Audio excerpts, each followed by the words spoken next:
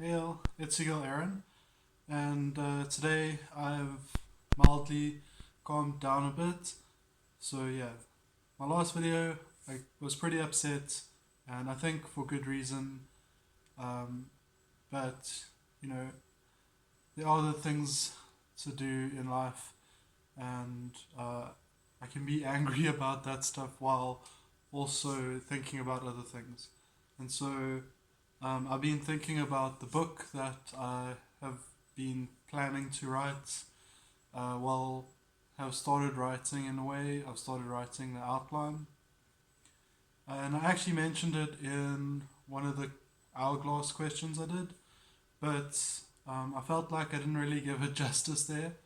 So yeah, I just wanted to make a video to talk about it for those who are interested, and of course, um, just talking about yeah the genre maybe to start with. So the plan is for it to be hard science fiction.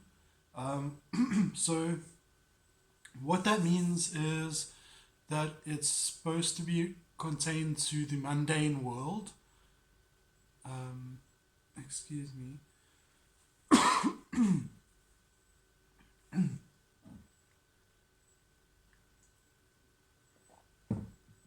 Save me lemonade. And so, what does it mean to be contained to the mundane world? Well, that's maybe a fancy way of saying it's only stuff that is kind of physically possible. And if you really want to be on point with hard science fiction, that means you can't really have any scientific breakthroughs that are not already sort of in line with the way our current understanding of science is. And so, obviously, if you are trying to write a book like that, it's quite interesting because it's almost like coming up to a diving board and then jumping off and trying to do a trick in the air or something, where like you got to jump at just the right moment, and it's almost like as as technology advances and as science advances and we learn more about the universe and um, everything in it, uh, then our understanding of what's possible, our options, grow because there's no longer all these things where like you would be in hard science fiction, you'd be like, well, I don't know if I could really talk about that because we haven't really proven it. Whereas now, for a lot of those things, we have proven it, and so you have to continually be kind of updating your story in a way to continually be catering for all the new like outcomes and stuff, and then sort of hope that by the time you actually start writing for good and want to get your book out, that not too much changes, so that by the time it comes out, at least on the published date, it can seem like you had a good understanding of the science. So that does that matter for science fiction? Um, you might be watching this and be like, that sounds like the least important thing about a book I could imagine. And if that's true for you, that's fine, because the plan is for the book to be really good in other ways too. But there is specific reasons why I would want to choose hard science fiction, and that's because I think it is one of the mediums that offers you two opportunity, or maybe more than two, but two that are very appealing to me.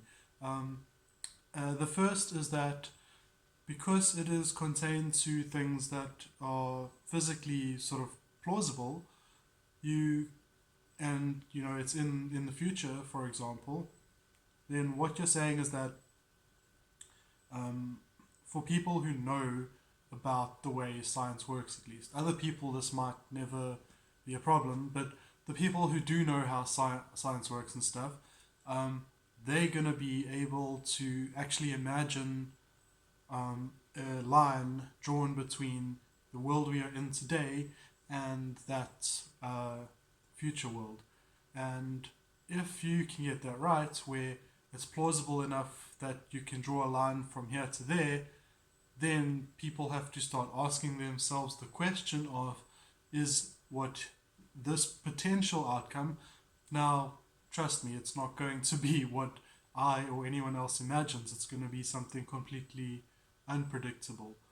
But um, we as people, one of the things we do as a species, I guess, is like to imagine what things might happen in the future. And so if your story can be plausible enough to be a potential future, then people are going to end up having to answer the question to themselves, is the world you're depicting the one that I want to live in? And so, so I do want to try and portray a world that is realistic, but also realistically advanced as well. Like, it can't just be the same as it is today type realistic, so that I can invoke that mechanic, because then, then you can have stuff like, okay, so there's like sort of these different types of government systems there, and you would be implying that you think that those government systems could take hold on that scale, for example. So let's say social democracy could take scale of half the world, that kind of thing. You could portray that kind of world, and then people could consider like, wow, like maybe there's a lot in that world that they do like, and then they're like, that seems better than what we have now. Or maybe they see the flaws in what it is and they're like, wow, I think we need something even better. So that kind of thing is the kind of question that I am personally interested in people asking themselves, because ultimately that is part of the reason why I'm writing this book, is that I feel like that there is a lot better we can do in the world, but what we need to do first before we can work together to get there is be able to communicate about it with each other. And so before we can communicate what to do with each other, we need to imagine it. And how do you get people to imagine something that has never existed, like this new way of doing society, for example? And so one of the ways that you can do that, and that I felt is very effective, is through storytelling. And so it's because I am specifically wanting people to imagine a better future for us today. That is why I wanted to stick to hard science fiction, so that they would be asking themselves that question at a higher rate, and therefore achieving the reason of writing the book at a high rate, if that makes sense. I feel like that's like a very nuanced motivation, I guess, but it is what it is. So it's going to be hard science fiction then. What kind of time frames are we looking at? Well, I was thinking of having the book sort of kick off around maybe 2049-ish. And so I'm going to see how well I can predict our society at that year and technology and stuff. Try and make some wow discoveries, but then have a few things that it's like, wow, we thought we'd have that already and we don't, or whatever, maybe. So that's going to be interesting, I think. And it's going to basically follow, well, there will be sort of the main character protagonist, who in many ways would be sort of a self inserted character in a way, but that isn't as straightforward as it might sound. But basically, they sort of kind of living on their own in a way, sort of farming and stuff in a more rural area.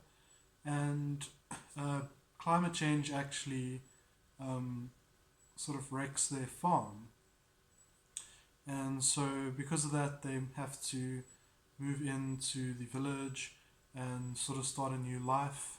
And as they um, go from one opportunity to another, they end up having an opportunity to go to the moon and attend a school there, a sort of university that is run by some uh, open source, open access, like open information, sort of people, and sort of very big on agency and autonomy, but also mutual aid and cooperation and stuff like that.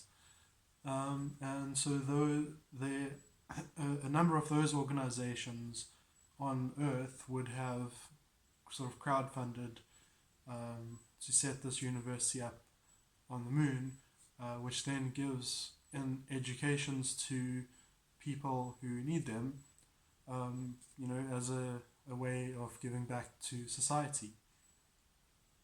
And so they enroll in this university, and they learn a whole lot, and they actually really like space, and they make a lot of friends, and they have a dream of, you know, so they were originally farming, and now they have a dream of setting up a farm somewhere in space. And that is basically the story in a nutshell. Um, there's a little bit more to it after that point, which I'll leave for those who actually read it to not have spoilers there. But yeah, I want to use the book as an opportunity to convey my opinions and my ideology and stuff. And that's sort of that second main thing that you can do through a book is, get people to imagine a different world or a different universe, even, and while movies and music and all those things do give you that sort of opportunity, you don't sort of live in them long enough, you don't dwell in those places long enough to really start to engage in the almost the politics or the philosophy of the book, or of that world, or the philosophies at play, I should say. Um, and so, you know, so basically, what I'm trying to say is, like, a movie might get you, like, let's say it's an anti-capitalist movie. An anti-capitalist movie might get you to think, wow, capitalism is a big problem, and we need to try and solve it. And it might even, if it's really good, it might even give you a couple tips on things you could do to try and solve it. Like, let's do worker co-ops, let's do unions, and that kind of stuff. But let's tax the rich or whatever. Like, there might be some pointers that come out of it. Um, hold on a second.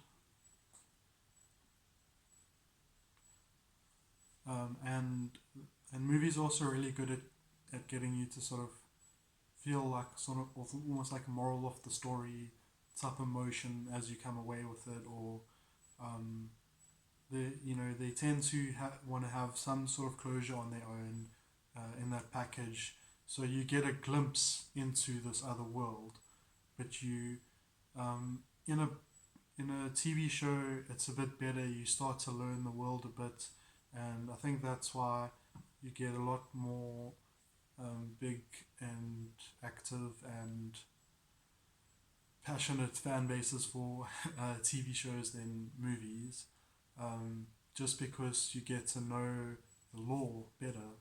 And lore is a nice word for what I'm trying to describe. But then in a book, like a full book, whether audio book or if you read it or whatever, but it's it's enough time because it's such a long format. It's enough time that not only do you get to know the characters and the world, but you start to get to know why those characters are doing the things that they're doing in the world. You know why they're not in a way. When you watch a movie, you might still get that idea, but when you read the book, you actually feel it as if it was your friend telling you about their own personal reasons for why they were doing things. Where you you know it's just something that um, it's like a higher density of imagination in a way. Um, um, I mean, books aren't for everyone as well, but they tend people who have like to read or listen, and people who have like to imagine, like they enjoy them. And what I like about books is it sort of allows you to paint like a really detailed picture, um, and then you can use the book as okay, in some ways they're sacred text, but you could use the book as the almost like the um, foundation for adding other things to that universe, like games or uh, graphic novels or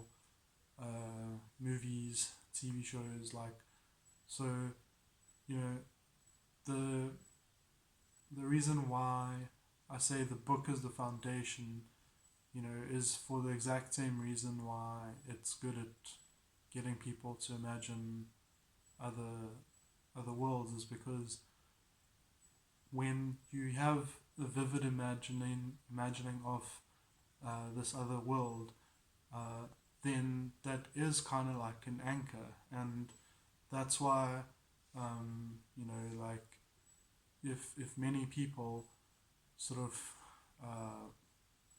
agreed with the ideology of a specific author, then or philosopher or whatever, then they could get together and sort of try and uh, engage in society and create a social change around those ideas if they thought that they were going to be effective. Um, and I guess that is in some ways what I want to do with my book. Like I sort of for a long time have thought of myself as a philosopher, and not because I think I've figured anything cool out, although I think I have a little bit now, but way back I never really had anything figured out at all.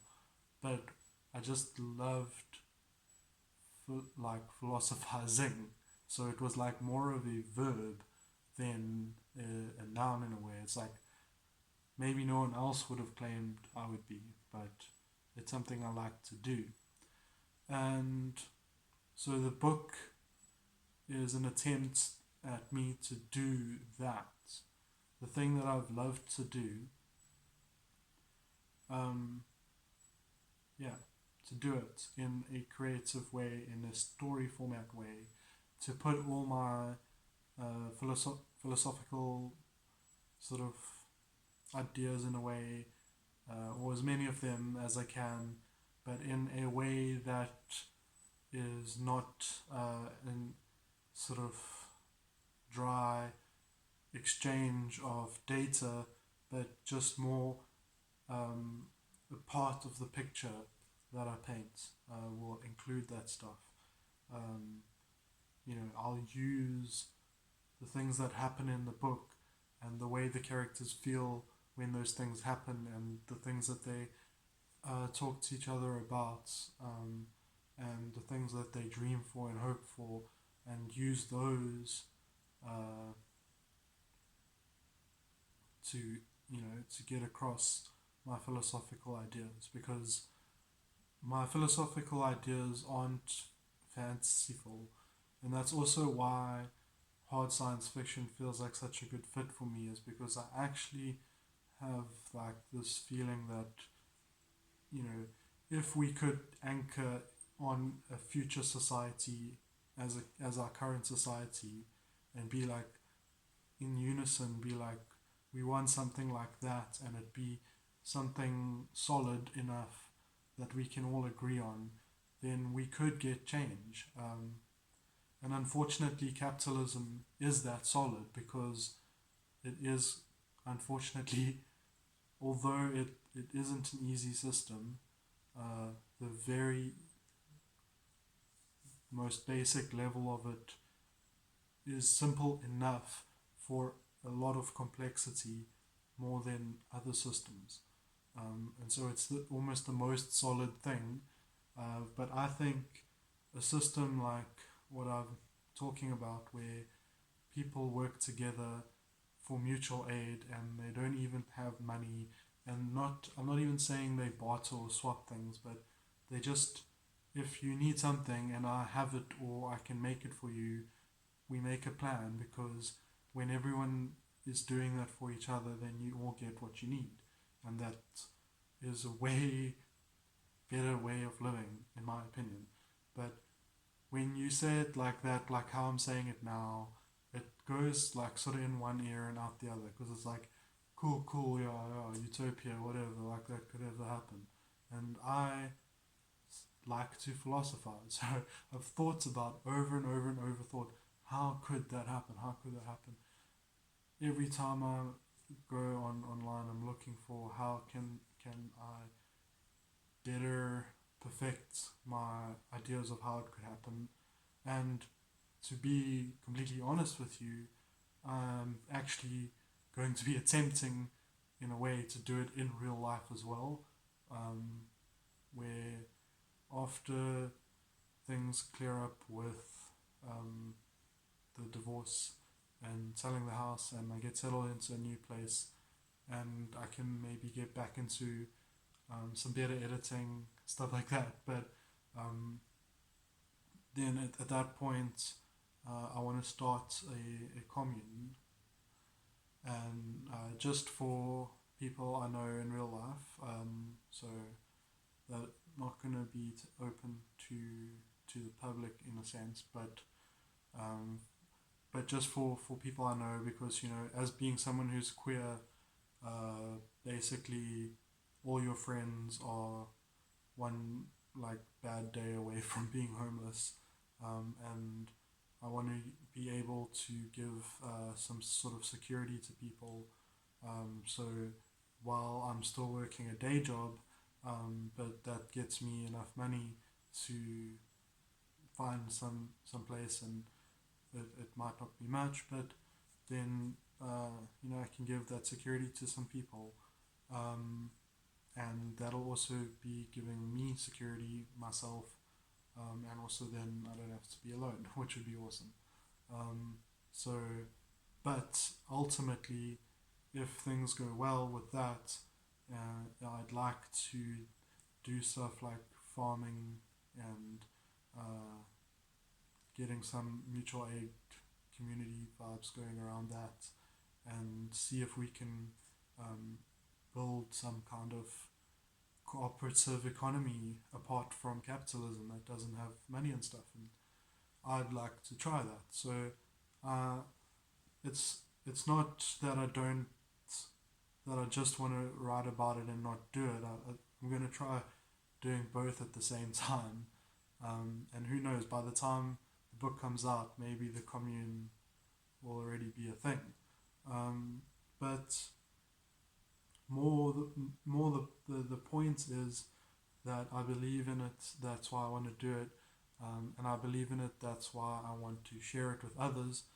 And if I come across better ideas, then I'll adjust it, and I can always write additional books that invalidate the previous one with the newer, better thing.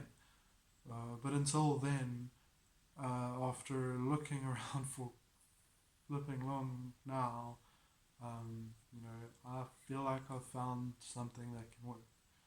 And I haven't really given it a name because I'm going to be taking an entire book to define what I'm talking about. That is how important it is to me that the idea is transferred in its entirety, because when you're talking about something as complicated as like how people live their lives and how you get the things you need and all your interactions with everyone, like that's the most complex thing in the world. um, and so I guess this is why nobody has really solved it, but I don't think I have solved it. What I think I have is the ability to give a version where I'm sure it'll be quite easy to pick a whole bunch of holes in it and be like, wow, wow, wow. But, it might spark other people to have an even better iteration or something that is maybe even completely different but answers the flaws that they saw in my work or whatever. And in that way, it's like a conversation. Um, and uh, and I want to write a trilogy, but I'll start with one book because um, it's a lot to do, and I still have a job and stuff. So initially, when I started the YouTube channel, my plan was to try and do well enough to get supporters on Patreon, so that I could quit my job and go full time and be able to do videos and write my book and write software and games and make music and all the stuff I want to do, and give all that stuff out for free because I wouldn't have had to, um, you know, make any profit off of it because I would be supported on Patreon. That was the dream, and it may have worked or it may still work someday. But I did get some supporters for a while, and that was awesome. And I do still have a couple, which is really cool. And thank you so much. It actually does help. If y'all knew what my bank account looked like, you would know how much you are helping. But the point is that I went through this hectic divorce and sort of heartbreak where I felt like there would be enough mutual interest amongst leftist YouTubers to form a community, and then sort of got uh, pushed out of the first attempt at a community that I saw fairly quickly in ways that were very traumatic to me. Um, and a lot of good stuff has happened in my life too, though, and I do have a lot of video footage of some of these good things as well, like going to Pride and stuff. But just haven't had the spoons to edit it because of the stressful times.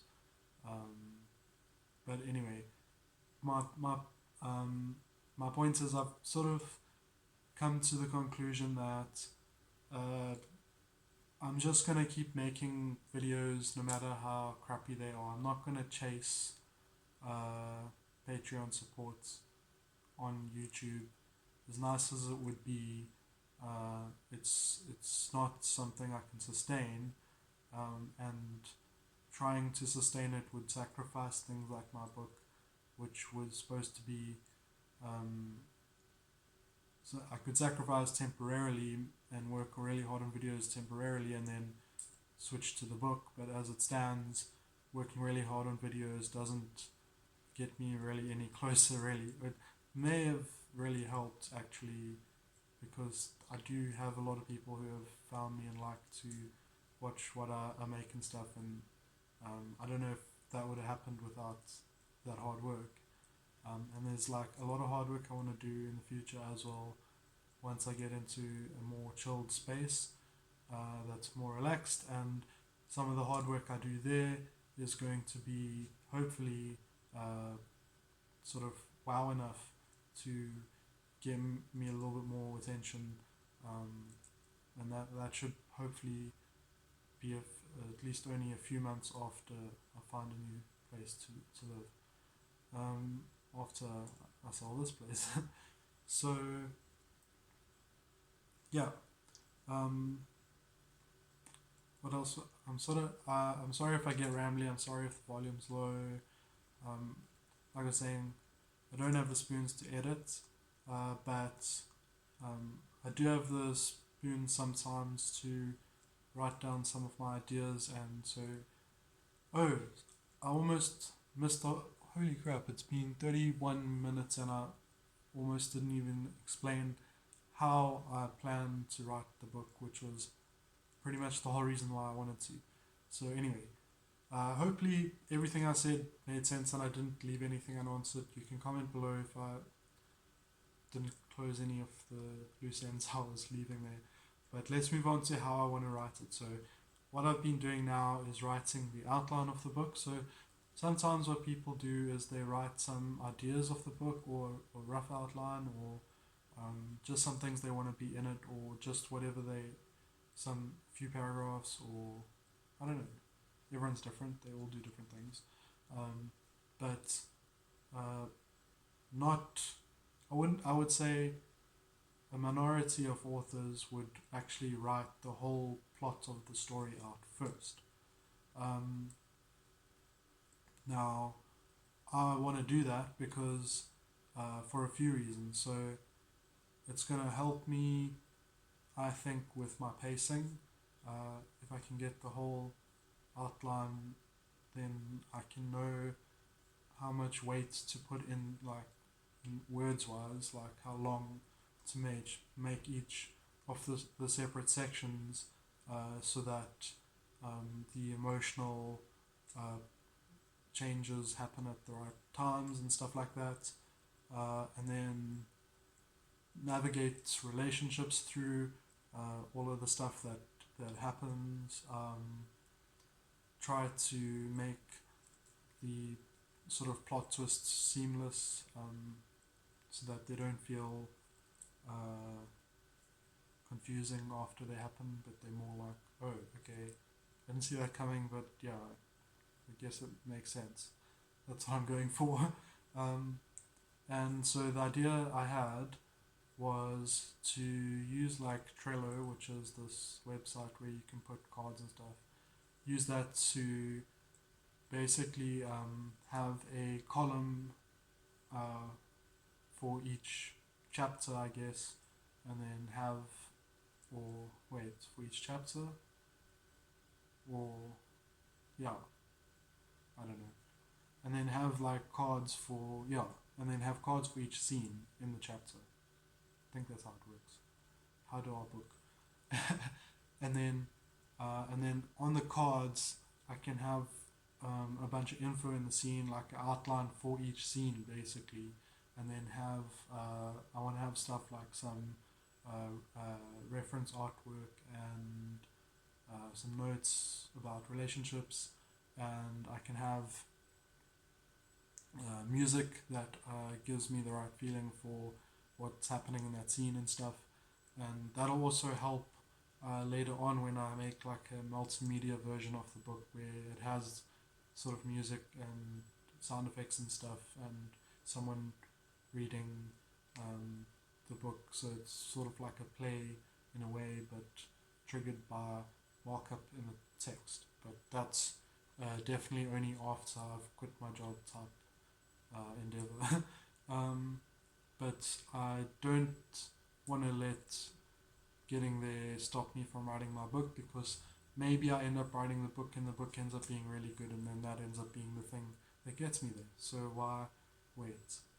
So the plan is to break it down into as smaller steps as possible. And so now I can write the outline, then I can cut the outline up into chapters, and then I can detail the scenes in each chapter, and it's going to be a lot of prep work. It's almost going to be like, in a way, writing the book twice, but like writing the meta information of it and then the actual book. But then the idea is that then when I actually get down to writing the book, I don't have to worry about coming up with any of the story ideas and that. All I have to worry about is executing on the plan, and I'm hoping that I can do that. So a lot of people, they like to do both at the same time, and they like the freedom and flexibility that gives them, and a lot of those books come out awesome, and mine might not even be as good as those, but this is how I can write it in a way that I don't have, if I only have half an hour or an hour to write, how I can't hold the entire book in my mind and make sure in the whole universe of the book I'm making the right calls, especially in such a difficult genre as hard science fiction, where the wrong call, you might literally have to go back and rewrite it to make sure it becomes scientifically accurate, or you risk the killing the suspense of disbelief or whatever in the book. It breaks immersion and stuff. So you've got to try and make sure your calls are right, and that's a lot easier to do with this way. And then I can go to each scene, and I've only got half an hour or an hour to write. I know, okay, I'm writing that scene, and I put the song on repeat for that scene, look at the reference, and just try and push through and do the work, and not have to use the other parts of my brain or whatever that might be needed for try. And then I don't have to try and be clever with plot twists and all these kinds of, like, it's not going to be like Games of Thrones level stuff, but I do want it to be not one dimensional as well. And it's so I think that this way, although it's going to take me a very long time to plan it out, and then I'm going to have to write it all, which is like, in a way, almost like doing it twice.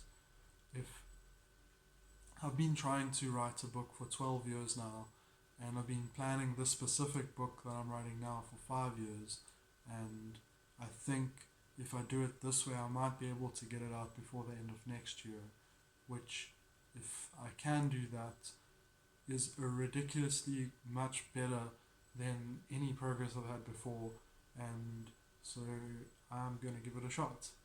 And if I fail, I fail.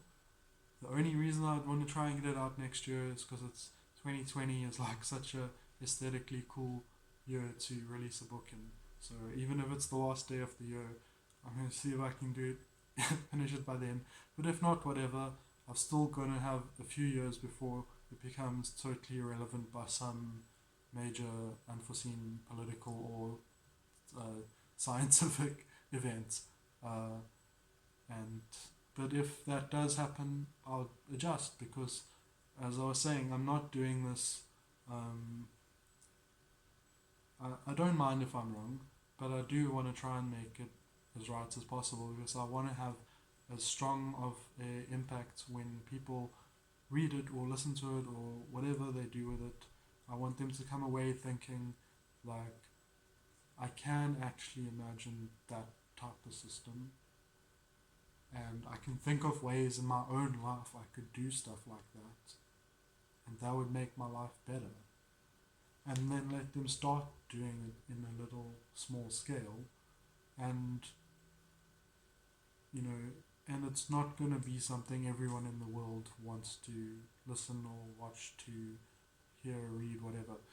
And maybe not even many people, but amongst those who it does, if that's the effect it has, that's really cool. And it's also, for me, a way of almost creating an artifact or an encyclopedia almost for this imaginary universe that I want to play in for the rest of my life. Because if companies can spend millions of dollars on their intellectual property, and authors can lose or their property, their intellectual property, to others and whatever. What I want to do is I want to treat my own intellectual property as just as important. Even though I'm giving it away for free, it still deserves me to be building upon it for basically my whole life. And that's the plan. And so even if the first book sucks, the second book is going to be way cooler. And the second book was actually the first book I wanted to write.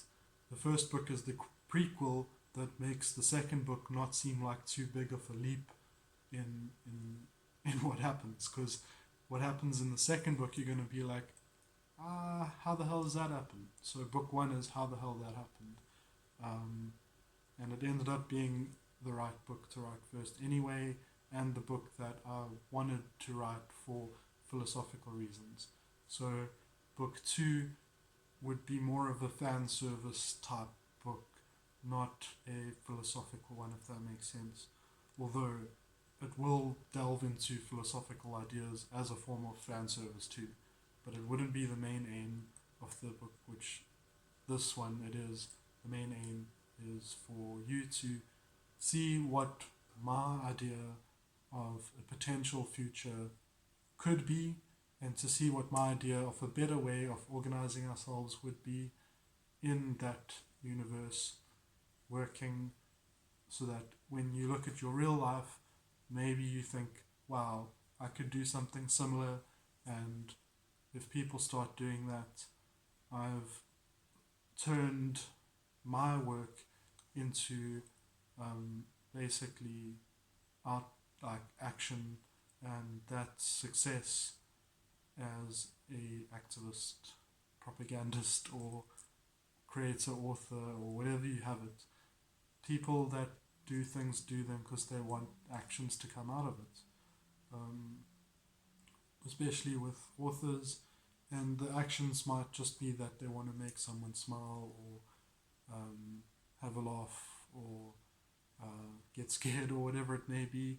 But for the more philosophical amongst us, what we want to do is we want to have that discussion about what society should be like. And I don't think, you know, I don't think writing it in the form of a literal, like, manifesto vibe, or a political book, or even like a sort of self-help book, or even like a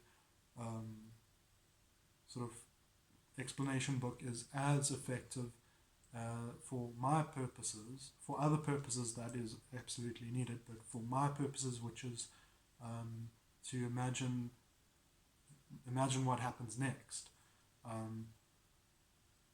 The purposes for that, there's nothing better than fiction.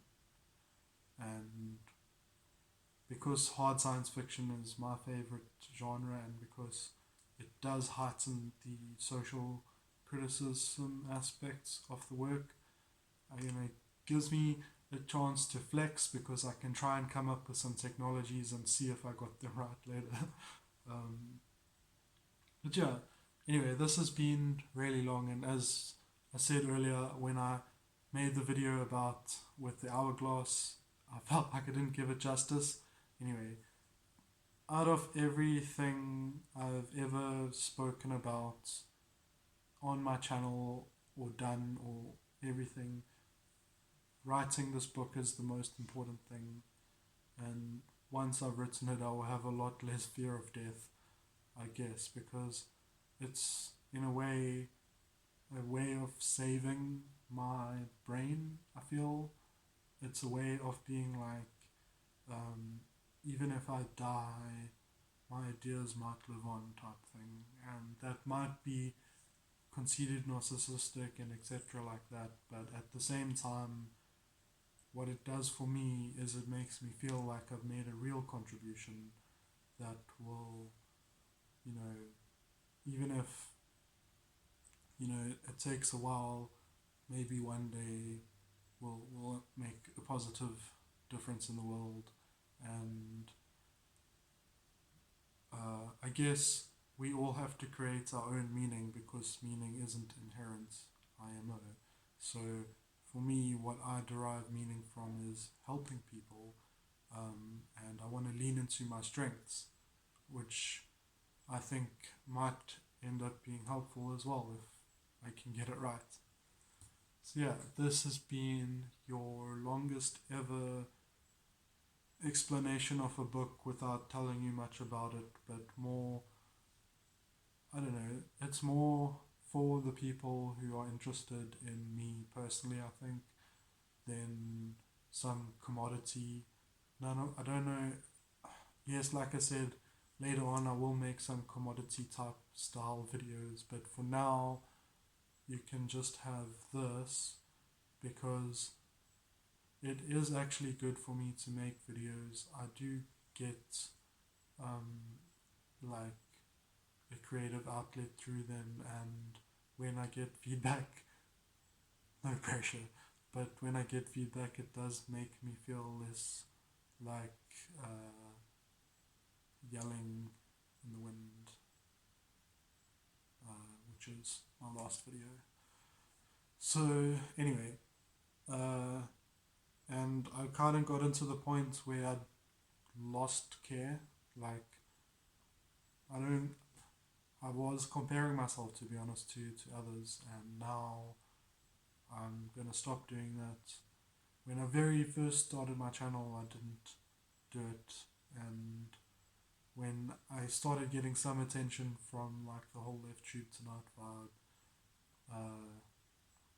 I sort of wanted to get good at doing that, and then I was like, wow, I'm actually getting some growth here, and now it's like, well, you know what, the growth was awesome, and now it's like a really good starting point for if I want to get back into that type of thing. But what I'm really interested in the people who want to stick around for me and what it is I want to do, and because I really think I have the ability to change the world some way, and I'm going to keep trying different things until it either happens or someone else does it for me, which is also cool, and you can really totally please do that because there's like a whole lot of stuff I would do else if someone did that for me. But yeah, so I guess I'm getting mumbly again, but so it's sort of long form and there's no real content. It's like me, I guess if you're watching this and you like it and whatever, that's awesome. But in terms of career, I think the only purpose this serves is historical. But there's nothing wrong with that. If people want to make a documentary, something. See, if I get carried away, I'm like, I'm gonna sell my book is gonna be the next Star Wars. Well, you shouldn't write, I think, unless you believe you could write the best book, because there's enough books being written. So if you don't think yours can be the best, and I'm not saying Star Wars was the best book and it was a movie, so but the cultural impact and the conversation it creates and stuff, and the yeah. Yeah. So wow, maybe I can finish before 50.